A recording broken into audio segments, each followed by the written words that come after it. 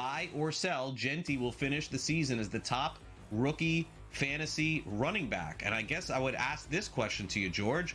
Who the bleep is he competing with at this point? It is so ugly at running back in fantasy. RJ Harvey has done nothing. Omarion Hampton is hurt. Caleb Johnson, does anybody even know where that guy is? He doesn't even play for the Pittsburgh Steelers. I mean, what am I missing here? Oh, there's one that I'm missing. There's one that I'm missing. I'll name that for you. I'll name the guy you didn't mention there. Well, Henderson's another guy, by the way. The New England Patriots don't trust him, right? They don't play him. But the guy that could compete with Genti, would be the name that you said you loved during preseason. You love this guy's name, Cam Scotabo, right? He'd be the guy. He's right there with them. The only problem for Cam would be, A, it is the Giants. Their schedule is brutal.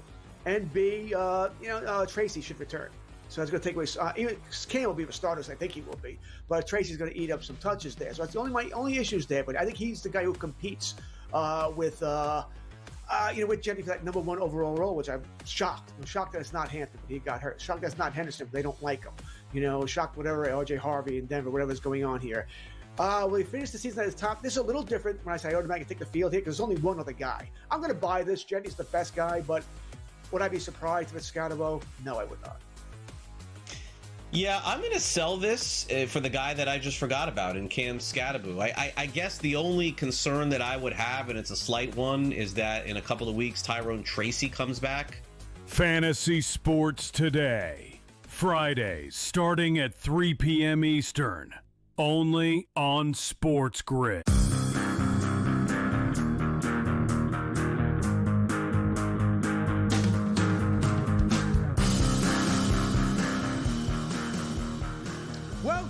Welcome to another edition of the Craig Carton Show. Tyrone A. Johnson here, as always. We got tons of stuff to get to. It's going to be a fantastic show. We got some Jet nonsense with the owner. We got some baseball stuff. We got tons of football stuff. But NBA basketball is officially back. We had the doubleheader last night. First time on NBC since, a guy named Michael Jordan was playing basketball. And all around, great job by NBC.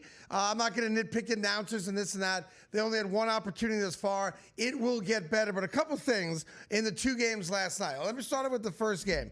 I'm a huge Kevin Durant guy. Everybody knows that. I think Kevin Durant's a better basketball player than LeBron James. I think Kevin Durant's one of the 5 greatest offensive basketball players in the history of basketball. You can argue amongst yourselves. That being said, if LeBron had done last night what KD did, I'd be all over him. So I got to be consistent. First off, you miss a free throw up 2 in the waning seconds of regulation to give yourselves a 3-point lead.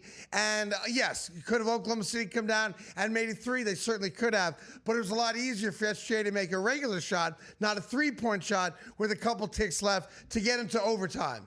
If you're going to be the greatest player of all time or one of the great players of your generation, you cannot miss free throws down the stretch. The reason the Houston Rockets wanted and needed desperately to get Kevin Durant was for the exact position they were in last night.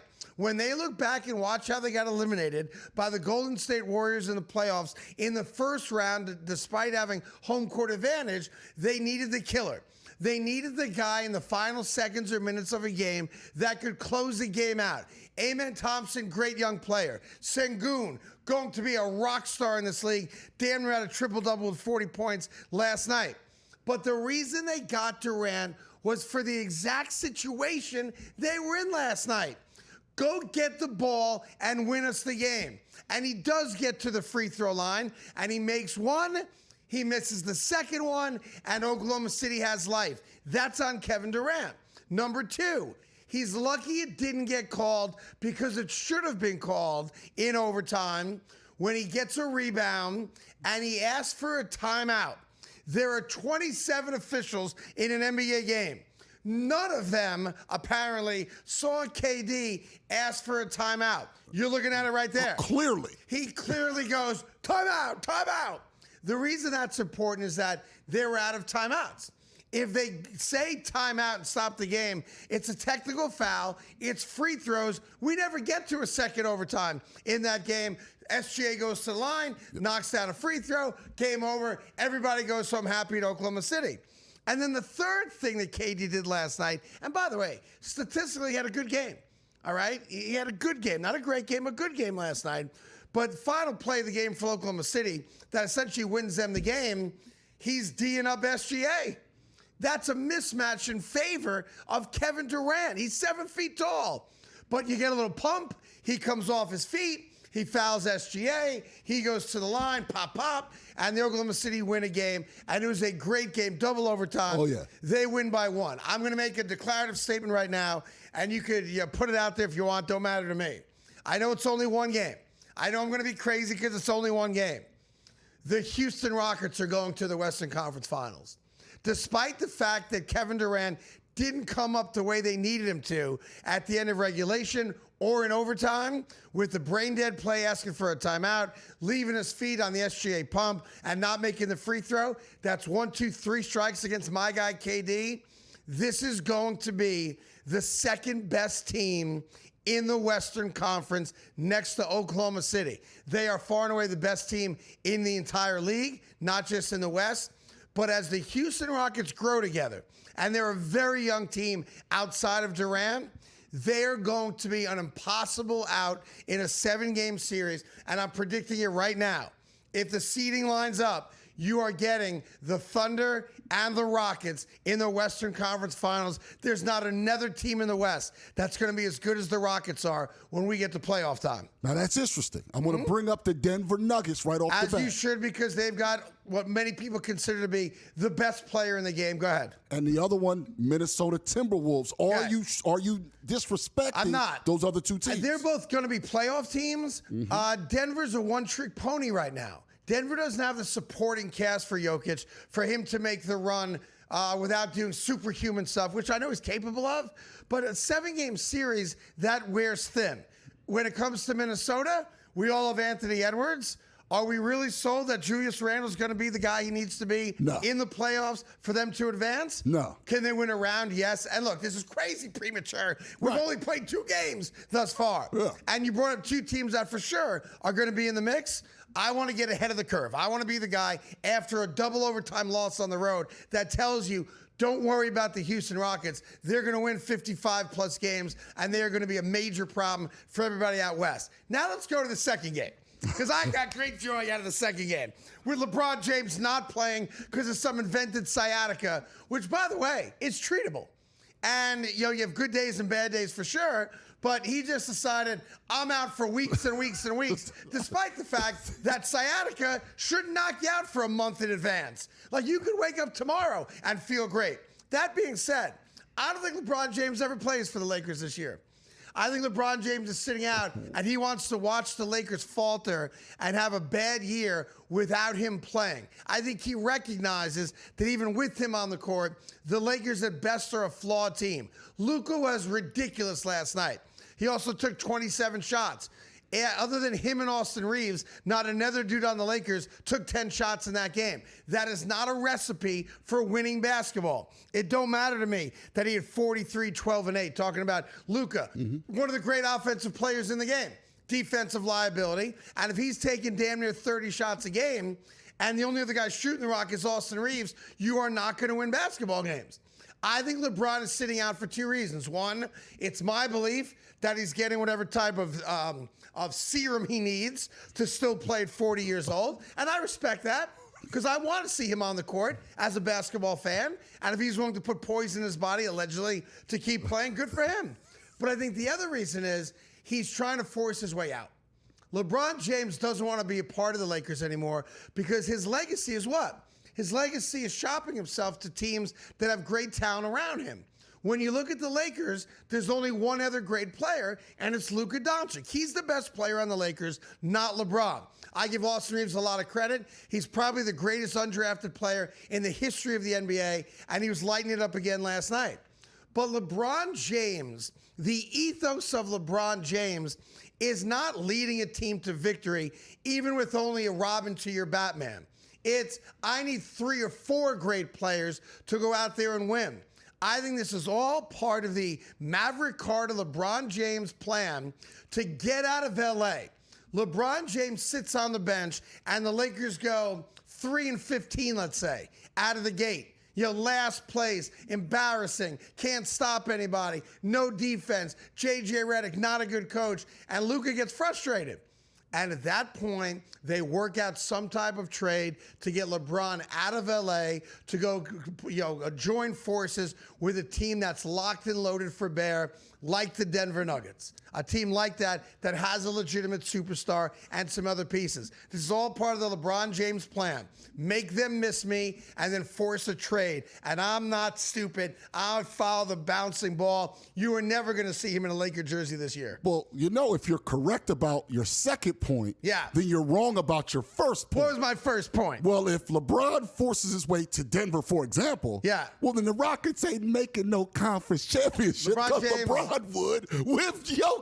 You would think that. They will. But remember this. LeBron James has always needed at least 2, if not 3 other superstars next to him. Kevin Durant. He has never, ever won without finding a place that had other superstars on the roster. Kevin Durant. And that's just the reality. Kevin Durant's never done that, as you know. What? What? That being said, Steph Curry's still money good, and the Golden State Warriors beat the Lakers by 10. And do I have time? How much time I got? 20 seconds. I was so looking forward to the Michael Jordan part of the broadcast last night. So small. And look, I still love it because it's Jordan, and I'm a Jordan guy. I can't quite figure out what that was.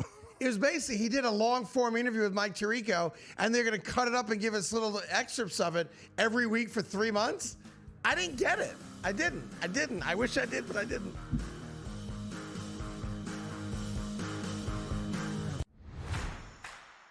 Oh, the best part about it is that they're just going about handling their business. I was listening to Arvell Reese, and his literally like 5-word sentences about himself. And some of the things that Caleb has been talking about. The dudes are just so locked in here about just doing their job and not worrying about all of the other things and awards. They know all those happen when you go win and you win decisively. The Bobby Carpenter Show, only on SportsGrid.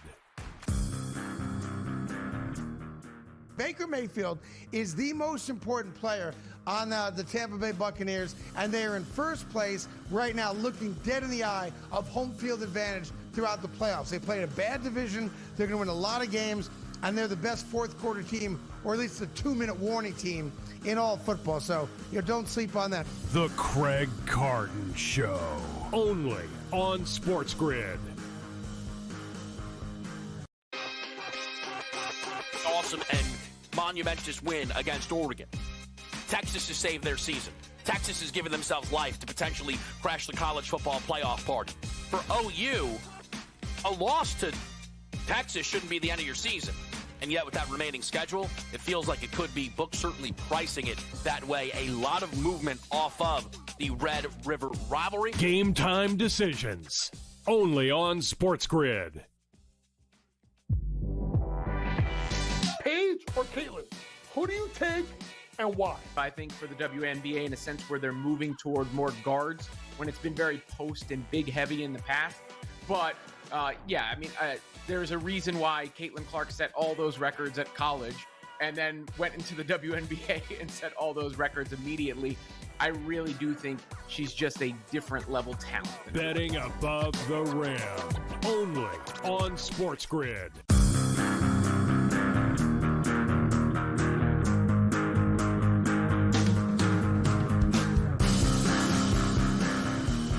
All right, welcome back to the Craig Carton Show. I just want to finish the thought on the Michael Jordan premiere with NBC last night. Michael Jordan still to this day carries more weight than any basketball player alive on the planet, playing or retired, which is why when he came on at halftime last night with Mike Tirico, I sat there mesmerized because it's Michael Jordan. And one of the great things about Jordan, unlike some other people who have great careers and then go into the media, who then become oversaturated, and you can't turn on the television or see a commercial or hear anything without seeing people. It becomes almost obnoxious and overkill. Tom Brady right now. Yeah, Tom Brady right now, he's on a lot of commercials in addition to the games. Like Michael Jordan's never been that guy. Right. You know, and he plays a lot of golf, and you'll see maybe at a random restaurant, but he's not oversaturated or saturated at all when it comes to the media. He's frankly a very private person and doesn't do any media at all, which is why NBC announcing that he was now going to be a part of their new basketball package was so awesome for guys of our generation. Oh, yeah. Who, even though I'm a diehard Knicks fan and he killed me year after year, he's my favorite player of all time. He's Michael Jordan, right? So I watched it like a 5-year-old. Like, oh my God, it's like Santa Claus is on the screen and I can't get enough of it. That being said, and I felt the same way about the Jordan documentary, came out during COVID, is that his eyes look weird or barely open. Yeah. Look, I've had those moments too, so I'm not passing judgment. But what I thought was going to be Michael Jordan commenting on a specific game that we're watching or a player that we're watching, it's not that at all. It's really more of a thesis of his, as interviewed by Mike Tirico, on just basketball overall, the sport itself. And I hope we're going to get into more in-depth topics and really get some opinions out of Michael on specific players. Although if it's based on what we saw last night, we're not going to get that. We're not going to have Michael critiquing, a last-second play call or the performance of a specific individual. We're going to get kind of generic overviews on his feelings about the sport that he loves. And here's the reality of it.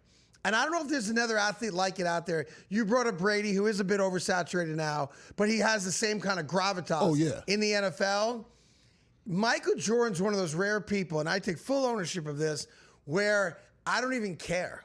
I just want to hear it. He opens his mouth, and I want to hear it. It's like being in church and hearing, a reverend, a preacher, a priest, give you the Sunday sermon, and you're all about it. Mm-hmm. And no matter where direction he's going, you're locked in. That's how I felt about last night. And then afterwards, and the game ends, a great game, double overtime, and I know I'm only getting a couple hours of sleep. I was thinking about it, and I was kind of disappointed in it. I watched it. I was like, yes, Michael. Yes, Michael. Yes, Michael. I take full ownership of it. Yes, Michael. Yes, Michael. But looking back on it now, it was disappointing. Because I really wanted Michael Jordan's insight. Like, I would have loved to have heard what he had to say about KD asking for the timeout. Right. Or not making the free throw. Or the emergence of Sengun last night, who's going to be a force, it looks like. I know it's only one game, but had a great game last night. Or you're talking about active players and legacy and SGA. Yeah. And how would you have defended him? And all the stuff that you want, right? Right. But it seems like Mike Tirico did a long-form interview, an hour and a half or something like that, I think is what it was. And then every week, NBC is just going to cut it up and give us little snippets of it over the course of several months. I like it. I want it. I'm going to digest it, and I'm going to watch it. But it's not what I was hoping for. We're not getting the insight from Michael Jordan on specific games or moments or players. And maybe that'll come, but it's just so awesome to have him back in our lives. And I'm not sure if I've ever felt that way about any athlete. And I rooted against Michael for his entire career as a Knicks fan. But of course, I respected him. And he's the greatest player my two eyes have ever seen. But I want more, man. Like giving me 3 minutes of a 90-minute interview and then cutting it up so I only get 3 minutes on random generic topics week after week. I need me some more Michael Jordan. No, I understand. Now, someone always said, I can never miss you if you don't go away. And Michael's done a great job to your point of going away. Yes. So you have that side.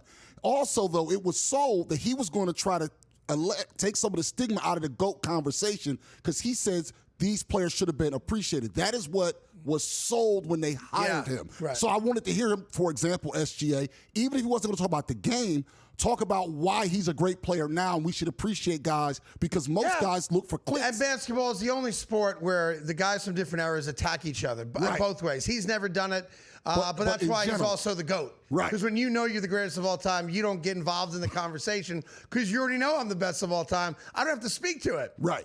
Guys that aren't the greatest of all time but want you to think they are, LeBron James, those are the guys that put crowns on their heads when no one else does and wants to be regarded as the greatest of all time. It's like anything else. If you know how good you are, you don't have to tell anybody. Right. Because everybody already knows. So, yes, I love seeing Michael Jordan. I'm a Jordan guy. I make no apologies for that. He's the #1 greatest player of all time. I've never seen anything like it. And I was a little disappointed in how NBC kind of promoted it and then what we got. I wanted so much more, man. Like, I know he's not going to go to every venue every week. We're not going to get that. But I'd love to have something happen in the NBA specifically and then go to Michael for his expert opinion on whatever it might be, or, you know, a guy like SGA.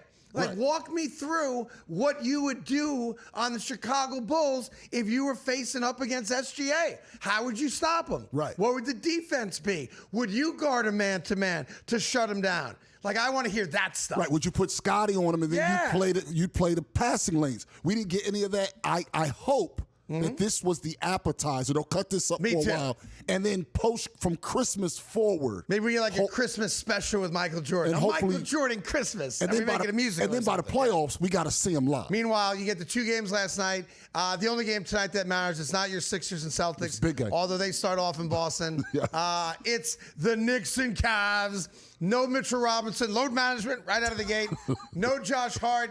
The back got tweaked. I'm not going to call that one. No, that's an injury. No, that's an injury. He legitimately got hurt Yeah. the first preseason game He wants over to in play. Abu Dhabi. Yeah. But the New York Knicks start their quest for their first NBA championship since 1973. And it starts tonight about a block and a half from where we're sitting right now on 33rd and 7th in New York City. And then we can say basketball is officially back. You know who else is back? I'll get to this right after a very quick break. Woody Johnson. That's right. I can't go a single day without the New York Jets embarrassing me for being a Jet fan. And this time, it legitimately comes directly from the horse's mouth. And Woody Johnson spoke about Justin Fields, about Aaron Glenn, and about the Jets at large. And if you're not a Jet fan, you're going to love it. If you are a Jet fan, you're going to be just like me. You're going to go like this. Why did I become a Jet fan? That's coming up right after this on the Craig Carton Show.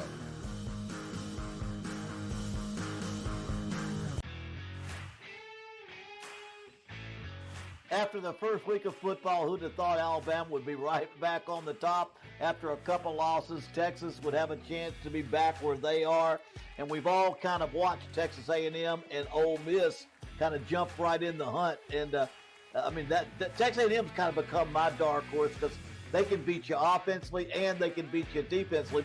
The Bowden Blitz, only on SportsGrid. Better bets, $90,000, FanDuel, New Jersey, LA. Oh, it must be some sharp hockey better. Yeah, or a rich kid with nothing better to do on a Tuesday night. You know what I mean? Yeah. That is funny. God rest his soul, Dave Sheriff always used to say, if he told me this one time, Gabe, he told me 1,000. It's not how much someone bets that moves line, it's who's betting. In-game live, only on SportsGrid. I think they are fringes. Yeah, that might be a push. That's a preference thing, I think. Do you want to be in the SEC? Do you want to live in Happy Valley versus Norman? You know, maybe you can go down to Texas. I would take Norman. Well, to go down and get talent out of Texas. Yes. But I think you've got to have alumni, president, athletic director that are all on board and committed to winning. And you need to have a fan base that shows up in sports. The Bobby Carpenter Show, only on SportsGrid. Football contest season is back, and so is the Las Vegas Football Contest Show, Season 2, the sharpest football contest show in the land. Focusing on all 3 Circus Sports contests and the Westgate Superbook Super Contest, we handicap the games and release our contest picks every week of the season. Featuring Super Contest champions Brady Cannon, James Salinas, and former NFL player Mike Pritchard, all team will have you prepared this season like none other. Check us out every weekend right here on SportsGrid.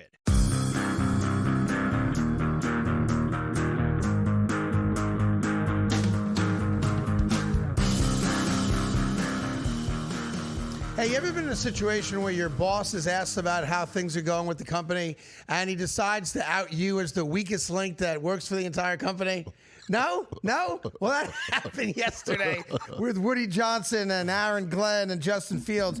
Woody Johnson got kind of cornered by some reporters at the NFL fall meetings. They do them every year. And a couple of the New York writers want to get Woody's take on the fact that the Jets are 0-7. And once again, the laughing stock of the league, which they always are under his watch. And then one of the questions came up about, Aaron Glenn and specifically the quarterback situation. This is unedited. This is the owner of the New York Jets throwing his starting quarterback, rightfully so, by the way, but throwing his quarterback under the proverbial bus. Listen to this. It's hard when you have a quarterback with, with a rating that we've got. He has the ability, but something just is not jiving. If we can just complete a pass, it would look good. All right, so let me start with the first thing. He came out and said it's hard to win when you have a quarterback with the rating he has. To be fair, the reporters did not follow up and ask Woody Johnson, are you talking Madden rating? Or are you talking like PFF rating? Right. Because the New York Jets, quite famously, use Madden ratings to decide whether or not they want to go after free agents or re-sign their own guys whose contracts are up. That's a fact. That they lean to Madden ratings to make personnel decisions. So I'm going to assume he's not talking about Madden ratings, but I honestly don't know. So if you're Justin Fields, it's bad enough that you're 0-7, you got benched, rightfully so, right, for Tyrod Taylor. And look, you got $40 million guaranteed, so maybe it doesn't matter. And I guess some athletes get to that level. Say what you want about me. At least I go home to a nice house. I don't have to work ever again, and I'm 25 years old. All good. But I've never in my life seen an owner come out and basically throw his starting quarterback under the bus the way Woody Johnson just did. The craziest thing about it is that he's also right. Like, if you have a quarterback who literally throws for 35 yards a game and can't throw the ball down the field and takes the sacks the way he does, how are you ever going to win? And how do I judge Aaron Glenn as the head coach if he doesn't have a quarterback? I would tell you this. If I'm the general manager of the New York Jets, I'm getting my resume ready on LinkedIn because the owner just said, why did I waste $40 million guaranteed on a guy that can't play quarterback? The second thing he said right there, and I hope you heard it, was if we could just complete one pass, the offense might look a little bit better. Again, shots across the bow right at Justin Fields. So when the owner comes out and tells you that, if you're Justin Fields, it's over. It's a wrap. Yes, absolutely. Like, if the coaching staff at some point now goes back to Justin Fields over Tyrod Taylor, then you get fired. And you'd get fired deservingly so. But it's such a level of incompetence from Woody Johnson.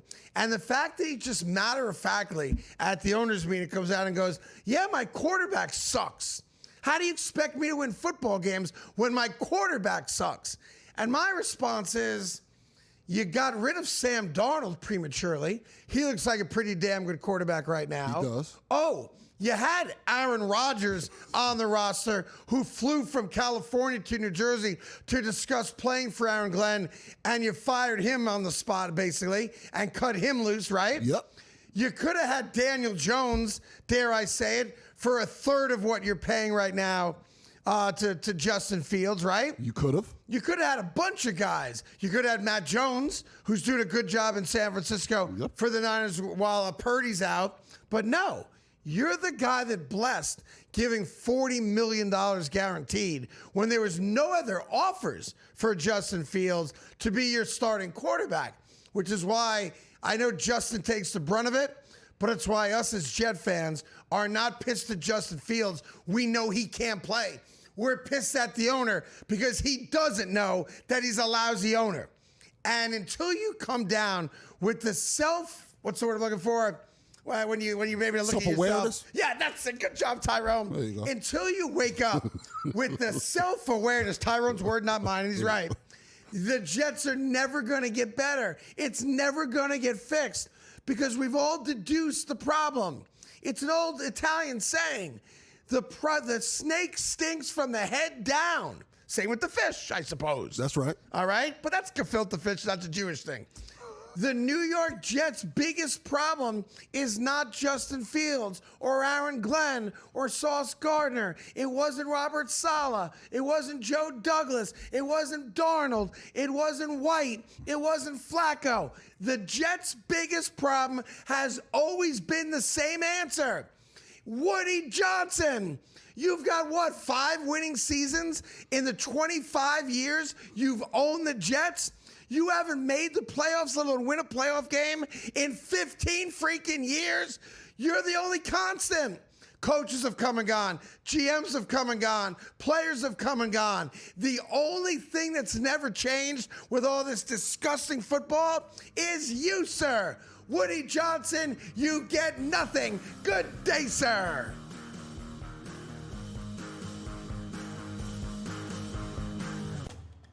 And sometimes your offense can benefit your defense. Yeah. They are going to need to sustain drives, I believe. They can't go 3 and out, 3 and out, 3 and out, and all of a sudden Price and Jeremiah Love are ripping your defense for 5 and 8 yards per carry. Otherwise, it's going to be a long day. So we'll see how this game plays out. I do favor the rushing attack and physicality of Notre Dame. The way they're running the football right now is as good as anybody. SportsGrid's College Football Today.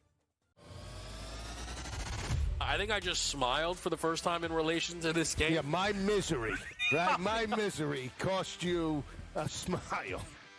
That was the price. This game is like watching paint dry. I mean, 21-0 in the first half. We have no action in the second. Brian Thomas, glass house. The guy can't stay on the field. His stone hands today. Pro Football Today, only on SportsGrid. Don't worry, too much. I don't think Kendrick Bourne is a bad play. He's probably a good streamer, but I don't think he's going to get you 10 for 140 again. And he got you 10 for 140 again. And now he gets Mac Jones again this week playing quarterback. And Mac Jones has just found this connection.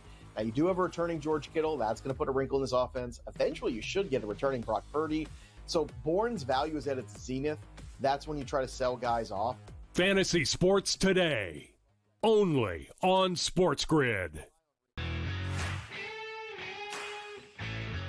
After the first week of football, who'd have thought Alabama would be right back on the top? After a couple losses, Texas would have a chance to be back where they are.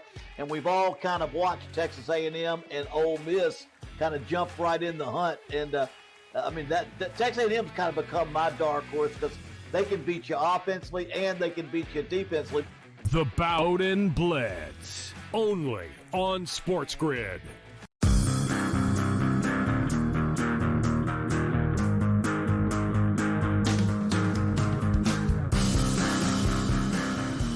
Welcome back to the Craig Carton Show. Tyron Johnson here as well. Basketball tonight, football back again tomorrow. There's a crazy situation happening right now in the NCAA, specifically basketball, which is getting ready to start.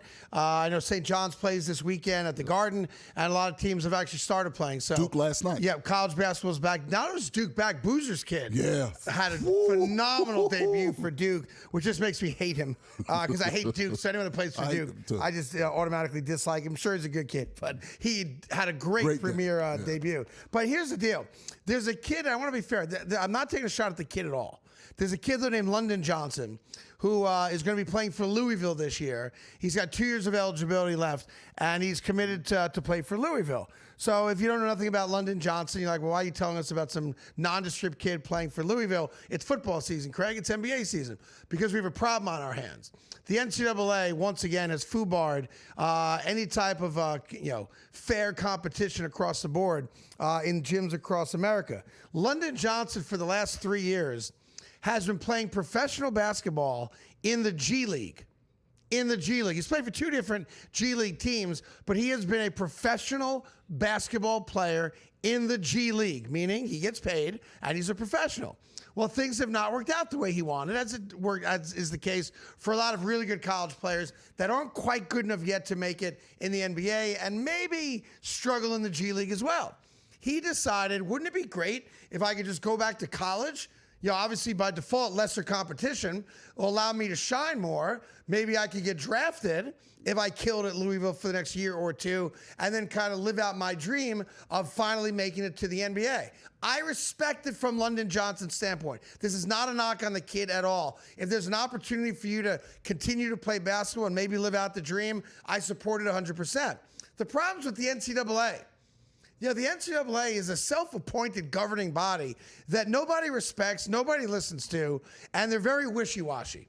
Because you cannot allow a kid that made himself eligible for the NBA draft, didn't get drafted, then signs on with multiple G League teams, which are the property of NBA teams, which is basically the NBA minor leagues, with a chance to then play pro ball. You get paid to be in the G League. And while I know athletes get paid today, there's still the difference of getting paid to be in college versus getting paid to be a pro and making yourself eligible for the draft and signing with an agent. London did all of that. All of that.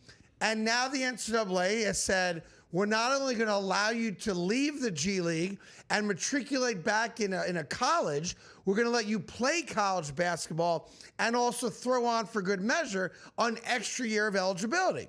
So he'll be like 24 years old if he plays 2 more years at Louisville. And why wouldn't he? His game will be better. He's going to be better, more mature physically. And maybe the kid gets drafted and it becomes a feel-good story for him. Kid never gave up, kid kept fighting, and he makes it. But what about everybody else? What about the competitive balance in gymnasiums across America where we're not going to have a kid with 3 years of near NBA experience? That's what the G League is, right? We've seen a lot of G League players become very successful in the NBA. We're now going to allow one of those kids to play, meaning now, we've opened Pandora's box. I'll use Bronny James as an example. Bronny's not an NBA player. To me, he's not even a very good G League player. I know he's had some good games. I'm respectful of that. But why not, and he's not going to, if Bronny James said, I'm going back to USC for a couple years because I'll dominate at USC. Whether he will or won't's not the point. We would all throw up our arms going, that's not right. That's not fair. You played in an NBA game last year. He did. You're going to play in an NBA game this year at some point, although he didn't get off the bench last night against the Warriors. And it should not be allowed. I'm not saying that to crush a kid's dreams because I'm very supportive of the kid. My issue here is with the NCAA. And like always, I've got a solution to the problem. Because if you just talk about the problem without a solution to it, then you're just blowing smoke. Here's what should happen. And I would fully support this. I think we need to create the LIV Basketball League. How so? I think LIV should take over for the NCAA. Like, first off, who appointed the NCAA as the barometers of good and bad, right and wrong, and what's allowed and not allowed in college? They did. They did. And all these schools just follow it. But over the course of the last decade, we've eroded college sports, and we're basically creating what we're eventually going to get to full on, our super conferences, right? Yeah. We're going to take the 50 best athletic colleges. We're going to make them a tier 1 thing. They're all going to compete against each other. And there's not going to be an SEC, an ACC, a Big East, et cetera, a Big Ten. We may call the divisions by those names, but it's going to be 50 teams all in a pool. May the best man win. Right. And we'll support that. We like that. Elimination games, tournaments, all that kind of stuff, March Madness. And then we should have a second tier and treat it like European soccer. But the NCAA will never go for that because they lose control. They're based on control. And the fact that we give them control is crazy to me because they haven't earned it. They're not very good having the power that they have, and they've not made college sports better. But the mere fact that the NCAA has blessed letting London Johnson leave the G League and go play 2 years at Louisville or any other school, because he'll be able to transfer after year 1 like every other college kid. It just makes no sense at all. It's why Tom Izzo went crazy about it yesterday at the Michigan State start of the year press conference. It's why other coaches are going to go crazy about it. And what you're now going to see is kids in the G League not quite ready, who an NBA team's going to give up on, who are going to go back to college. They're going to dominate the college game and then eventually be redrafted or drafted for the first time and make it back. Let's just cut all the crap out. Let's disband the NCAA because they're a worthless organization. We're already in bed with the Saudis anyway.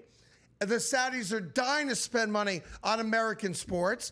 They're greenwashing their sins of past years and how they treat their own people currently. We're all in bed with them anyway. Saudi Arabia Wealth Fund owns a piece of Ticketmaster, owns a piece of Live Nation. If you've ever gone to a game or bought a ticket, you're putting money in the Saudis' pockets. We've already accepted them in the game of golf. We've accepted them for American football players to go play flag football next spring. Pro wrestling. The comedy world has accepted them. Yep, they did a comedian special in Riyadh with every top touring comic out there making $1 gazillion. So we can drop the nonsense of, oh, but Saudi Arabia's a bad country. They're bad people. They are. They're bad people. But we've already accepted them. We've already said it's okay to do business with them. And if they offered us millions of dollars to do the Craig Carton show live from Riyadh, we'd be there. I'm going to be very clear about this. I'd be there. I'm not being hypocritical. There's a number I would accept. I would take it to support my family and live the life I want to live. So I say, let's fully embrace it. Let's have a meeting with, the sheikh or whoever runs Saudi Arabia's Wealth Fund. Let's bring them in. Let them fund college sports at the amount of the athletes deserve, because they do deserve to be paid, in my opinion. And let's create a badass super conference college athletic league that's supported financially by the folks out there in Saudi Arabia and live. And overnight, you could create one of the greatest highly competitive sports leagues ever imaginable. And I would support it, and there'd be people out there, oh, but it's Saudi Arabia. Oh, but it's live. No, who cares? Does anybody really care? Do you know where your favorite college athlete gets his money from? Nope. Do you know the boosters' backgrounds right now? Probably not. Nope. So let's just do it right. They got the money. They're dying to spend it. The NCAA is a corrupt, old-school monarchy that no longer has a place in American society. Bring in that Saudi money. Let's create a league of the 50 best athletic schools in America, sport to sport. Have a second tier so you can get relegated out and relegated in. And let's create some competitive ball that we're all going to love watching. And that's the answer to kill the NCAA and stop these arbitrary decisions from ruining college sports. Solution? Mine. Problem, yours. And the NCAA, let's not forget, for all the fans out there going, but I already don't like the transfer portal. You know why it exists like that? Because the NCAA refused to actually make a rule. Right. So the courts made it for them. And look, the NCAA is a lawless, ruleless society right now. Yep. So let's do it right. Yep. Let's put several $1 billion into it, and let's create the Live College Sports League. Who says no to that? More stuff coming up right after this, including our Power 5 NFL rankings. You're not going to want to miss it.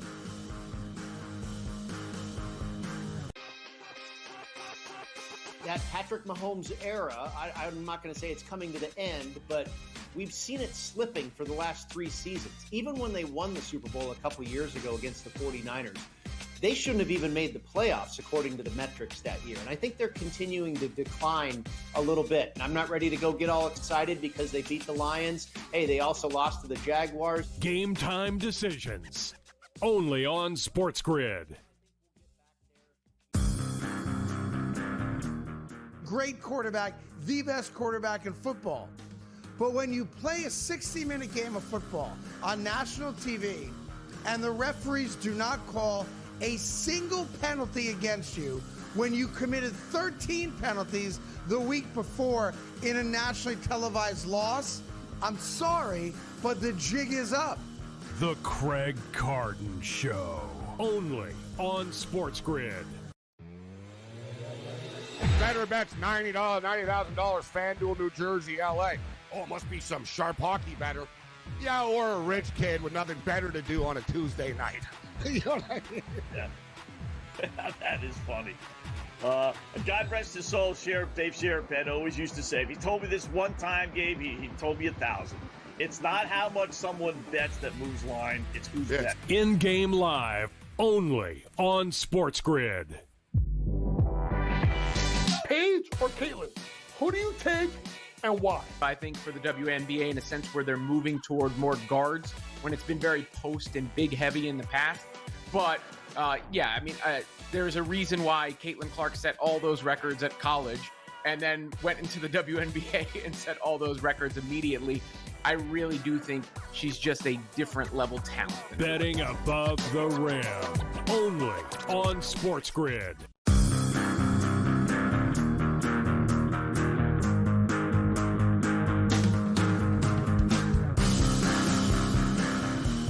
All right, welcome back to the Craig Carton Show. We got the Power 5 rankings coming up, but a couple of news and notes first. 1993, if you wanted to buy a ticket to see the Philadelphia Phillies and the Toronto Blue Jays in the World Series and sit in the 100 level in Toronto, that ticket would have cost you $67. That's all. All right, if you want to use inflation, it's about $1.25 today. All right, you're talking 32 years later. Well, this year, Toronto's playing the LA Dodgers. Game 1 and 2 coming up in LA. And then it starts in LA. Starts in Toronto? In Toronto. I apologize. Yeah, starts in Toronto, then goes to LA. Yeah. If you want to go to game 1, Toronto, LA, and sit in the 200 level, so worst seat. What do you, if you want to take a guess, if it cost $67 back then, what does it cost today? I'm going to go $350. $350. Higher, Bob. $400. Higher, Bob. $500. Higher, Bob. $600. Higher, Bob. $650. Get into the thousands. Higher, Wait Bob. a minute. Thousands? Yeah, go ahead. $1,200? Higher, Bob. $1,500. Triple it and keep going. What? Yeah. $3,500? Higher, Bob. $4,000. Higher. $5,000. Higher. $6,000. Higher. $7,000. Higher. $9,000. Higher, Bob. Wait, hold on. I'm being serious now. You're not being trolling. serious. I mean, that's all right. $11,000. $11,000. If you want to go sit in the 200 level in Toronto to watch Game 1 of the Toronto Blue Jays LA Dodgers World Series, a ticket that is in the 200 level this year right now will cost you $11,000. In 1993, a better ticket in the 100 level would have cost you, with inflation, $1.25. It was really $67 on the secondary market. It would have been $1.25. Now it's $11,000. Make that make sense, can you? If that's if that's Canadian dollars, that's north of 7,000. Yeah, it's a lot of effing money. Yeah, that's still north of that's still 11,000 US dollars. Next thing for you, real quick, is the situation. Where did I put it here? Oh, the league meetings, these fall meetings in the NFL. Yeah. The only topic of conversation day one of these fall meetings was not Woody Johnson throwing his quarterback under the bus. It was them talking about the tush push. Now, they can't vote on it again until after the season, but it's a lock now. The fact that that is the topic of conversation and the only topic, according to the reporters that I guess have some insight to it, it means and tells you this is the last year of the tush push. And the reason, remember last year, the big reason they gave was, well, we're concerned about player safety and injuries. And there's absolutely no data whatsoever that supports the fact that players are more likely to get hurt during the tush push. There's no evidence at all to support that. But that was the talking point. We want to outlaw it to make players safer. Okay. Now they have a new narrative. And I love this one. The new narrative, which actually started the first Sunday of the year, the first weekend of this year, is that it's very hard for the officials to officiate it. In other words, the guys that would call, offsides or encroachment or, illegal motion on the offense, false start on the offense, those referees can't really, they don't see the guards well enough. They see the tackles. They don't see the left and right guard well enough to see if one of them jumps off sides. And to me, that's just the NFL acknowledging what I said again yesterday. You have the worst officials in the sport, right? In any sport. Yeah. So the fact that NFL officials either can't see because they're so old or don't have the right vantage point to figure out is the guard on either side moving is not because of the tush push. It's because, as you're essentially acknowledging, your officials suck. If you had good officials, they would notice if one of the two guards jumped off sides or moved before the snap. Like, it ain't that complicated, but that's the new talking point, that it's an impossible play to officiate properly, which is just telling you that the competition committee after the season is going to make a recommendation. Well, if the Eagles have an unfair advantage, not because they're great at it, which they are, but because they're jumping off sides to have the success that they're having, well, for competitive balance, we're going to have to ban it. I guarantee you that's exactly the direction this goes, because here we are 7 weeks into the NFL season, and you're telling me the biggest topic of conversation amongst the owners is the tush push? Come on. Only one team really does it, the Philadelphia Eagles. A couple of teams tried here and there, but they've different variations of 4th and 1, 3rd and 1, how to gain the yard. But if it's a topic of conversation in October, and it went from players are getting hurt, no, they're not. We need another storyline. The officials can't see the guards, so they can't throw the flag when it's warranted. They're telling you we are trying to find a reason, a causal reason to ban the play. We came close last year, only a couple votes away. Yeah. Now we're going to get those votes. We're going to get it banned. That is a lock guarantee. Absolutely. And I would say this. It's not an attack on Philly. This is not a we hate Philly. I know people in Philly are going to take it that way. This is merely everyone's bitching and moaning. And when you have enough billionaire owners bitching and moaning, they eventually get their way. And my biggest problem with the NFL, because I love football, but I don't always love the NFL, is that they legislate incompetence rather than remove incompetence. The referees have been bad for years. Forever. Those years ago, that Saints-Vikings pass interference call that didn't get called, where they then made it they changed the outcome of Super Bowl. Yeah, right. like it's huge how incompetent they are, but the NFL is so big that rather than fix a problem, they're able to legislate and allow incompetence to happen. Yeah, and it's not for the betterment of the sport. It's not for player safety. It's because there's one billionaire in the room that has a team that does something better than the other ones, and they're jealous. Yep. That's all this really is. And final thing, news and notes, then we'll give you the Power 5 after a quick break. The Baltimore Ravens have figured out their solution to the 1-5 start. They've got it all figured out, and it ain't about their defense. It's not about the fact that Cooper Rush has not gotten the job done in replacement of Lamar Jackson. Nope, they've got the answer. They figured it out. Well, They're probably going on a long winning streak after the bye week now. What they figured out is that we give the players too many amenities in the locker room. Oh. So they had a ping pong table, gone. They had a cornhole thing set up, gone. They had video games in there, gone. The problem is not that they have the worst defense in football. The problem is not that Harbaugh has never gotten the most out of the MVP quarterback he has. The problem is not that they turn the ball over at the worst times. The problem is not that they can't beat Patrick Mahomes or Josh Allen. The problem is ping pong. Ping pong is the biggest problem. The last team to get rid of ping pong tables were the Miami Dolphins. How has that worked out for them? Doesn't. When Mike McDaniel said, we got to get rid of the ping pong tables, the Miami Dolphins haven't made the playoffs since. It ain't ping pong. It's talent and coaching. That's the biggest problem with the Ravens. Power 5 rankings right after this.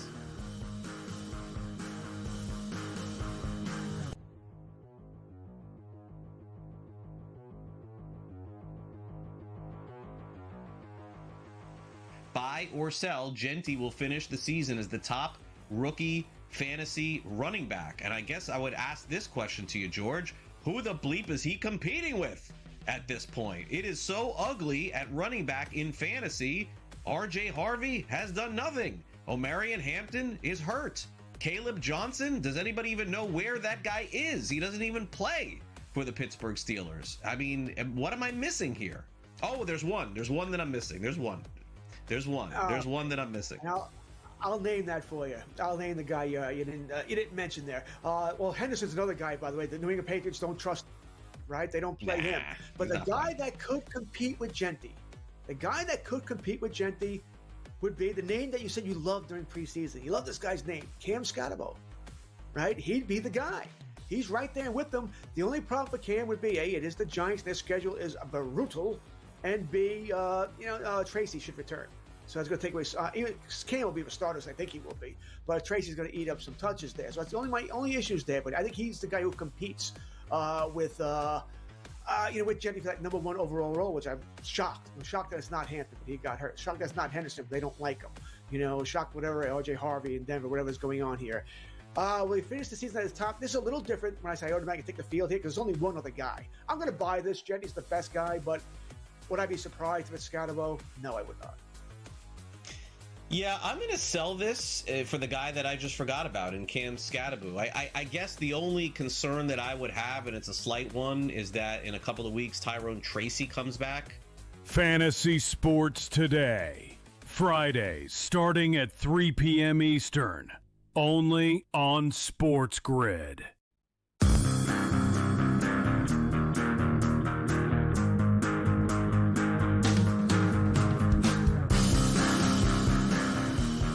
Hi, welcome back to the Craig Carton Show. Tyrone A. Johnson here as well. Time now for our weekly Power 5 NFL rankings. These change week to week based on the performances to date. So here we go. The fifth best team. I think it's their first time in our top 5, and it's well-deserved. Right now, they're in first place in the AFC East. But Mike Vrabel and Drake May are getting it done. And the New England Patriots right now are the fifth best team in the entire NFL. And they have legitimate Super Bowl aspirations. They play good defense. Vrabel's a good coach. And Drake May is playing his hiney off. Yeah, he is. 91% completion percentage last game. 91%. I mean, anyone could do that, throwing short little dump offs. But look, they're playing, they're balling right now. And the Buffalo Bills, for the first time in a decade, it seems like, have some real competition for the division. And it shows you that New England seems like they're completely rebuilt. They are back. While the Jets are 0-7, New England's already back looking at a Super Bowl. All right, number 4. They're not in first place right now in their own division, but I think they're a problem for a lot of teams. The Seattle Seahawks. I know San Fran's got them right now, and they beat them head-to-head week 1. You know I love Robert Saleh. That defense is playing very well, especially with all the injuries. McCaffrey had 200-plus yards from scrimmage. They're going to get Brock Purdy back at some point, so they've held on with Mac Jones at QB. San Francisco has, but that becomes a problem if he has to be your quarterback long-term. I'm all about Seattle. McDonald's done a great job. They have a really good defense. Let's acknowledge this. Sam Darnold is a top 10, top 12 quarterback in the NFL, balling right now. A lot of love for Seattle. I think this defense is going to end up being better than the Legion of Boom. I'm saying it right now. That's crazy I believe talk. it's going to be better. That's one of the embarrassing hot takes They people say rush for clicks. the passer better factually. Yeah, we're not going to put and that. get to the quarterback today. We're not doing that. Well, they already heard it. That's why you listen to the podcast. I don't want to hurt you. you. I'm trying to help your career, not hurt it. It's going to help. You don't want to stand by that. It'll be better than the Legion of Boom. They went to 2 Super Bowls. The Legion of Boom. Watch. This team hasn't even won a division title. This defense is going to end up better. Okay. We'll see. Well, we'll save this for a later day. Yeah, save it. Your third best team, and I think right now the best, one of the 2 best teams in the NFC, obviously, the Detroit Lions. The Detroit Lions, when they are humming, they hum better than just about anybody. Their defense looks great again. Hutchinson's great. They get to the quarterback. Goff's playing great. Amon St. Brown, phenomenal. What they're doing at the running back position is stupid, because I could take either one of those guys to play, and they're both really, really good. They run as good as anyone. They've got a competent quarterback. I love aggressive coaches. The Detroit Lions are a Super Bowl contender, no doubt about it. But they're not better than the Philadelphia Eagles right now. That's right. And the Philadelphia Eagles with Jalen Hurts are number 2 on this week's power ranking. They've been in the top 5 every week that we've done this show, and deservingly so. And what you saw last week against Minnesota is what I've been talking about. If you start trusting Jalen Hurts to throw the football down the field, you've got 2 cats who are as good as any wide receivers in football in Devontae Smith and A.J. Brown. I know everything's based on the offensive line and Saquon Barkley, but if you just believe a little bit more in your Super Bowl MVP quarterback to throw the ball down the field, not just dump offs and screen passes and dig routes, send your 2 horses deep. The dude can throw the deep ball as well as any quarterback in football. The Eagles right now, I think, are the best NFC team, and they come in number 2 right now in the weekly Power 5 rankings, meaning they are not the best team in football. And I think we'd all agree that my choice for number 1 is dead on accurate. And I can't believe I'm saying it, because they've typically been a lousy franchise, and they proved that Jeff Saturday doesn't know a damn thing about football, because it's easy to talk about it. It ain't easy to do it. But the Indianapolis Colts with Daniel Indiana Jones at quarterback, and it's not close right now. They're dominating the opponent. They play good defense. Jonathan Taylor is a star and a stud. And Indiana Jones is picking defenses apart. He is a top 5 quarterback right now in the moment. So my apologies to Konstantin Maroukalis, my dear friend, who loves himself some Danny Jones. Konstantin, you got that one right. Because your guy is the starting quarterback for the best team in all of football. The Colts come in this week at number 1. So, Patriots are 5, Seahawks are 4th, Lions are 3rd, Eagles are 2nd, and 7 weeks into the NFL season, the Indianapolis Colts have home field advantage, the division damn near wrapped up, and are going to be playing playoff football in their own building. There's your Power 5. I can't argue with anything. Just so you know, last time the Giants went to the playoffs with him, he had 15 regular season passing touchdowns. That dude already has 10 already. Already has 10. He's going to destroy all. He's playing out of his mind. He's playing great football. He's getting great coaching as well. He didn't have that in New York for the majority of his career. But look, it's awesome. Meanwhile, before we go, remember this. Sing it with me, Tyrone. Oh. Go New York, go New York, go. Go New York, go New York, go. Knicks start their first title run in 50 years tonight.